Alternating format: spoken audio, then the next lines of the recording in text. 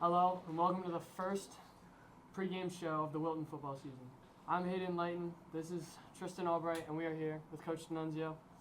So, Coach, you have an opener this tomorrow, actually, against Bethel. What's the morale of the team heading into tomorrow? I would say it's very upbeat. The guys are looking forward to it. The first game, you never know what you're going to get, right? So we're a little apprehensive, but I think that they're going to be ready to play, and I think we're going to play well.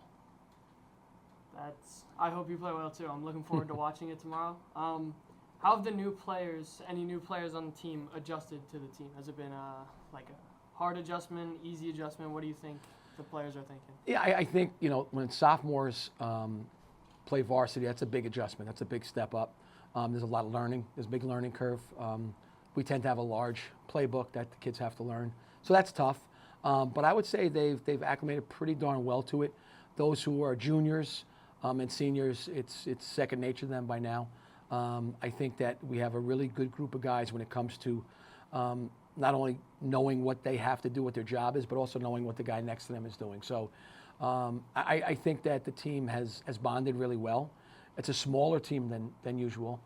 We only have about 60 total on the varsity, but they're ready to play football. They're football guys. What is your philosophy for this year? Is there anything that's different from last year? My philosophy to win every game.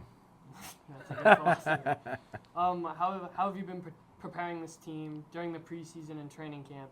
This is obviously, it's not a short season, but it's also not a long season. How have you been preparing them to be ready for not only this week, but also the weeks ahead? Yeah, so that's a great question. So, we took the guys this year for the first time to a camp. It was a military camp, and I think the kids learned a lot about themselves and about their teammates. So I think that is going to really help us.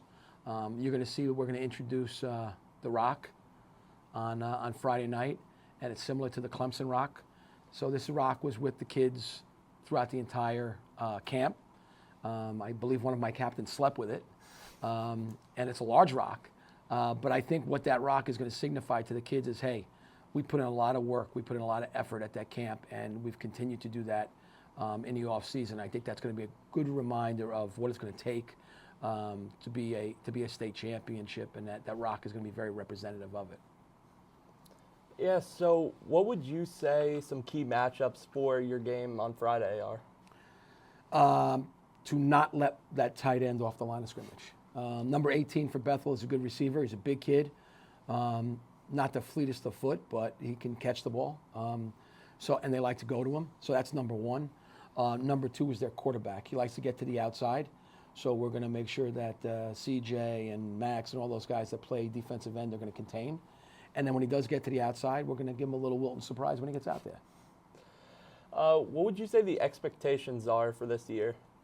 So I made it simple in the preseason. My expectation is to win every play, right? If you win every play, you're going to win every down, you're going to win every series, you're going to win every quarter, you're going to win every half, you're going to win every game.